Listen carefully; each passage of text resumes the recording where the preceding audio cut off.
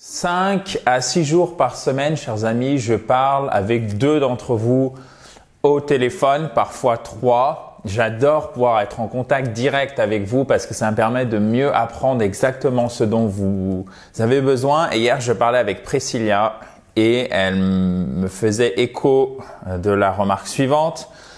Il y a un truc que j'aime beaucoup sur I Speak Spoken, c'est que tu insistes sur la prononciation.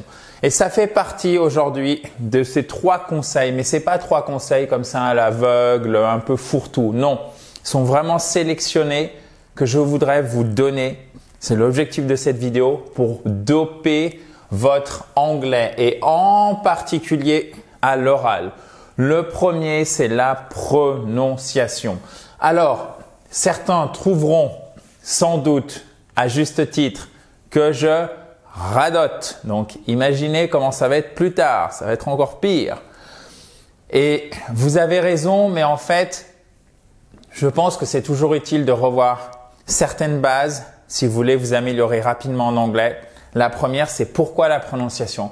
La prononciation, en fait, si vous voulez, à mon sens, surtout quand on est de français langue maternelle ou quand votre langue de tous les jours, c'est le français, ou même, je dirais, n'importe quelle langue latine, espagnol, italien, je pense que ça marche exactement la même chose. Si votre langue de destination, c'est l'anglais, vous devez comprendre qu'une des difficultés majeures, si ce n'est en fait la difficulté majeure, et donc évidemment à l'oral de la langue de Shakespeare, c'est sa prononciation.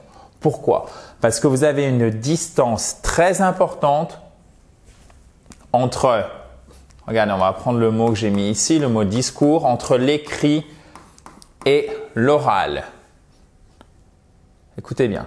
Vous avez plus de sons en anglais qu'en français. Vous en avez une dizaine de plus en anglais. Par-dessus le marché, il y a certains sons, donc, comme vous en avez plus, que vous avez simplement dans la langue de Shakespeare, que vous ne retrouverez pas en français. Et en plus, vous avez certains sons en français que vous ne retrouvez pas en anglais. Donc, ça veut dire qu'il y a quand même beaucoup de nouveaux sons en anglais. Première chose. Mais en plus, quand vous lisez, une même voyelle et aussi une même combinaison de voyelles, parce que c'est souvent les voyelles qui posent le plus de soucis, peuvent être prononcées de façon différente. Par exemple, pourquoi ça pourrait être un ilon ici? Ça pourrait être un est. Ça pourrait être un i. D'accord? Pourquoi pas un i court tant qu'on y est?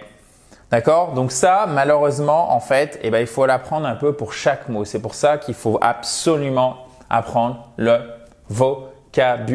prononciation avec le vocabulaire. Regardez, c'est speech. C'est un ilon et c'est pour ça qu'il faut utiliser la phonétique. C'est pas speech, c'est pas speech, c'est speech. OK? Et ça fait toute la différence. Et c'est ce pourquoi l'anglais, et c'est le côté difficile de l'anglais, c'est cette prononciation, parce que vous avez plus de sons qu'en français, parce que vous avez beaucoup plus de combinaisons possibles pour prononcer une même voyelle, une même combinaison de voyelles. Et en plus, par-dessus le marché, pour les mots qui ont 2 syllabes ou plus, vous avez, et ça on n'insiste pas suffisamment dessus, vous avez un accent tonique, c'est-à-dire que vous avez une syllabe qui va être accentuée. Et si vous ne faites pas l'accentuation, si vous appuyez pas sur la bonne syllabe, la personne en face, même si vous prononcez bien les voyelles, ne comprendra pas le mot si elle n'est pas habituée à l'accent français. D'accord? Donc, vous voyez, à l'accent francophone. Si vous dites shadowing, un Américain, n'importe quel anglophone, personne ne vous comprend en britannique. Shadowing. Parce qu'en fait, il entend une combinaison de sons et une intensité qu'il ne connaît pas. Donc, du coup, qu'est-ce qui se passe? Il ne comprend pas. C'est shadowing. OK? Comment vous le voyez? Vous utilisez la phonétique. Quand vous avez l'apostrophe ici, ça indique que la syllabe derrière est porteuse de l'accent tonique. Donc, utilisez la phonétique. En fait, c'est même 3 conseils, j'aurais dû mettre 3 conseils obligatoires pour doper votre anglais. Vraiment. Ce que je vous donne ici, c'est un concentré d'années de formateur en anglais. D'ailleurs, vous pouvez voir le nombre de vidéos qu'il y a sur la chaîne YouTube. Vous verrez, c'est la preuve par l'évidence, la preuve par les faits. Donc, vraiment, suivez ce conseil. Prononciation en premier, c'est indispensable. Donc, écoutez un maximum d'anglais, bien évidemment. Mais alors, écouter de l'anglais, ça ne va pas suffire. Il va falloir utiliser la phonétique pour que vous puissiez vous entraîner. L'anglais est une langue vivante. Une langue vivante, c'est fait pour communiquer, donc on veut parler. Ça, je ne peux pas le faire à votre place, chers amis. D'accord ? Et alors, c'est une bonne chose en fait, parce que c'est vous qui allez avoir tout le plaisir de construire petit à petit, quel que soit le niveau où vous êtes, une belle progression et un bel anglais. Donc, on peut aussi s'en réjouir, même si évidemment, je sais que vous aimeriez bien, qu'on claque ensemble des doigts. To snap my fingers. Claquer des doigts. To snap. Et voyez, c'est pas to snap, c'est to snap. My. Et c'est pas fingers, c'est fingers. Voilà. Ça, c'est un exemple typique. Est-ce que le I se prononce comme un I long? Est-ce qu'il se prononce comme un I court, comme c'est le cas ici? Ou est-ce qu'on va dire, il se prononce comme un I, comme I, ça fait mal, comme la diphtongue. Fingers, non, bah ça vous le connaissez, bah oui, bah c'est évident. En fait, c'est évident, oui et non, c'est évident parce que vous avez appris cette bonne prononciation et parce que c'est un mot courant. D'accord? Donc, si vous voulez récupérer tout ce que vous voyez ici, chers amis, vous pouvez cliquer sur le i en haut à droite. Si vous ne voyez pas le i en haut à droite, c'est très simple. Vous avez juste en dessous, si vous êtes notamment sur mobile et sur tablette, vous avez le lien pour récupérer donc le PDF et l'avoir en mémoire si vous le souhaitez. Bon, derrière, évidemment, la chose essentielle pour progresser, vous me voyez arriver avec mes gros sabots, c'est toujours 3 conseils obligatoires. Le deuxième, c'est la régularité. Je vois encore trop d'apprenants parmi toute la communauté I Speak Spoken qui me disent et alors c'est génial parce que vous êtes super motivés, mais je vais faire 6 heures d'anglais par semaine ou pire encore, mais j'ai l'impression qu'on commence à se débarrasser de ces mauvaises pratiques. Je vais faire une formation d'anglais, je vais faire 8 heures de cours d'anglais par jour pendant une semaine. Alors, je ne sais pas comment vous faites, mais pour moi, c'est impossible et je pense pour 99% des gens, c'est impossible. Au bout de 40 minutes, votre cerveau, 30 minutes, il a décroché. En tout cas, moi, le mien, il a décroché, c'est sûr. Apprendre une langue, là, il y a 0 tâche de routine. Vous êtes en mode apprentissage à 100%. Ça demande une énergie considérable. Si vous n'êtes pas très habitué, par exemple, au fait d'écouter de l'anglais, par exemple, à l'oral, normalement, si vous faites une écoute attentive, une vraie écoute, au bout de 5 minutes, même au bout de 2 minutes, si vraiment vous n'avez pas une habitude régulière, si je puis dire, même si l'habitude est déjà régulière, mais si vraiment pour vous c'est quelque chose d'assez nouveau, vous allez voir au bout de 2 minutes, je suis fatigué, ça prend vraiment beaucoup d'énergie et c'est normal, d'accord? Donc c'est pour ça qu'en fait il n'y a que la régularité qui permet de progresser vraiment, parce que sinon vous allez vous démotiver, vous allez faire 8 heures d'anglais, 5 heures d'anglais et vous allez avoir l'impression de nager, voire même de régresser à un certain moment. Vous n'allez pas avoir de plaisir, vous allez vous forcer à avancer et ça c'est vraiment mauvais. Donc faut vraiment privilégier la régularité pour ancrer ce que vous apprenez, pour progresser plus rapidement et pour ne pas, c'est ce que je vous disais avant, vous démotiver et abandonner. D'accord? Mais avant, il y a quelque chose que j'ai oublié, je réfléchissais en même temps. Il y a une méthode qui fonctionne très très bien, c'est le speech shadowing. Si vous n'avez personne avec qui pratiquer dans l'immédiat, vous prenez typiquement, par exemple, ça peut marcher aussi avec des paroles d'une chanson, mais il faut bien sélectionner la chanson. Mais vous pouvez prendre un discours, un extrait de vidéo dans lequel vous avez les sous-titres et c'est adapté à votre niveau. Un texte parfait, si vous avez l'audio, vous cliquez dessus. Si vous pouvez faire ça avec toutes les phrases et toutes les expressions que vous avez dans les programmes de I Speak Spoken, parce que je vous mets évidemment, sinon ça sert pas à grand chose, la prononciation à chaque fois. Vous appuyez sur le bouton, vous écoutez, vous répétez, vous réappuyez et vous contrôlez comme ça si votre prononciation est bonne. chers amis, ok? C'est ce qu'on appelle le speech shadowing. Shadow, c'est l'ombre. Donc en fait, c'est faire, de manière imagée, faire l'ombre du discours que vous entendez en fait. D'accord? Donc on pourrait dire en français de manière plus prosaïque, c'est répéter dessus. Alors, comment avoir une routine, chers amis? Premièrement, moi, ce que je vous conseille, c'est avoir des horaires réservés. Je sais que ce n'est pas facile, notamment pour ceux qui ont un emploi du temps bien chargé. Je pense notamment aux personnes qui doivent concilier vie privée, vie professionnelle, surtout par exemple si vous avez des enfants.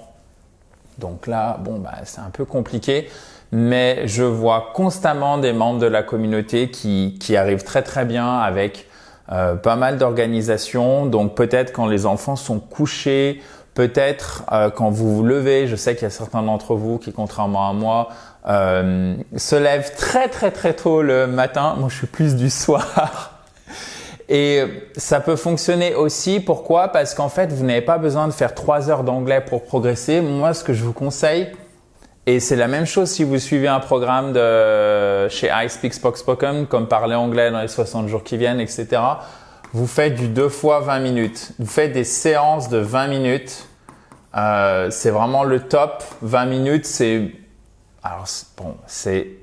un format, donc c'est pas universel, mais ça fonctionne bien.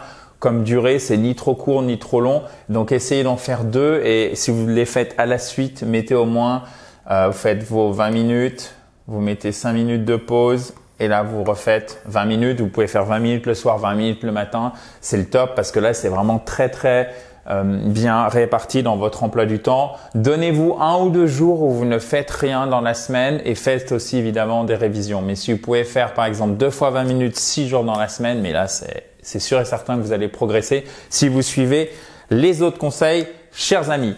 À commencer au niveau de la régularité par le fait de varier les sources de plaisir, d'accord? Et ne pas vous mettre aussi trop la pression, c'est ce que je vous disais juste avant, en disant voilà, faut que je parle couramment anglais, je vais en faire 8 heures par jour. Ça ne marche pas, malheureusement.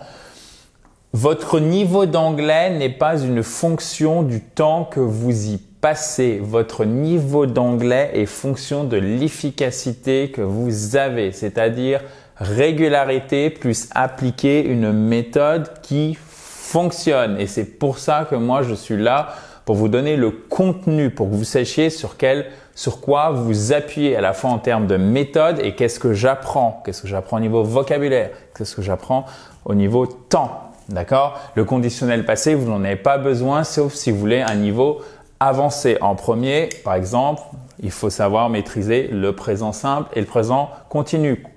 Par exemple, comparer les deux et pourquoi l'un est utilisé et pas l'autre. D'accord? Donc tout ça, c'est mon travail. Mais vous, derrière, ce que vous devez bien faire, c'est bien vous organiser si vous voulez doper votre niveau d'anglais.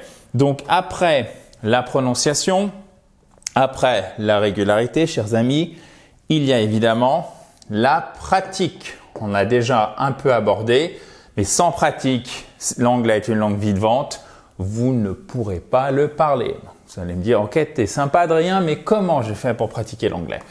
C'est un peu l'éternelle question, mais on a quand même déjà bien résolu et dégrossi le problème, si je puis dire, puisque aujourd'hui, vous pouvez trouver un correspondant. Alors, ça ne marche pas tout le temps. Je sais que c'est pas facile. Parfois, il faut aussi reprendre après plusieurs tentatives pour avoir du succès et trouver une personne qui vous correspond. Je sais que quand vous allez sur certains sites, même sur tous les sites où vous cherchez des correspondants, vous avez souvent des personnes indélicates, des gens qui cherchent un partenaire au lieu de chercher un partenaire linguistique, voire même pire. Donc faites preuve de bon sens et de prudence, mais c'est tout à fait faisable. Vous avez littéralement des centaines de membres de la communauté iSpeak Spoken qui ont trouvé un correspondant, chers amis. Vous pouvez regarder les vidéos que j'ai faites. Par exemple, le dernier témoignage, on vous le met ici, que j'ai fait avec Jérémy. Vous cliquez sur le i en haut à droite si vous voulez le voir,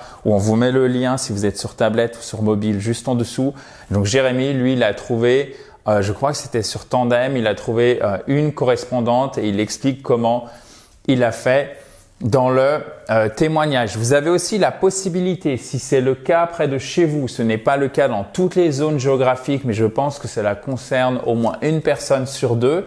Si vous êtes dans une ville de taille moyenne, si vous êtes près d'une grande ville ou alors dans une grande zone, dans une zone qui est proche, par exemple, d'une grande amélioration. Enfin, je vais essayer d'améliorer ce que je suis en train de vous dire. Voilà, enfin, vous avez compris. Qui est proche d'une grosse agglomération, on va y arriver. Vous avez sans doute la possibilité de trouver un club, une table ronde, une association. Donc pour ça, par exemple, vous avez le site. Alors attendez, je vais essayer là aussi d'améliorer mon écriture. Alors comment on dit d'ailleurs améliorer? To improve, d'accord? Alors, my handwriting, donc mon écriture manuscrite, handwriting. Le W ne se prononce pas. To improve my handwriting et to improve mon orthographe, my spelling. Et to spell, ing, voilà. Attendez, hop, hop.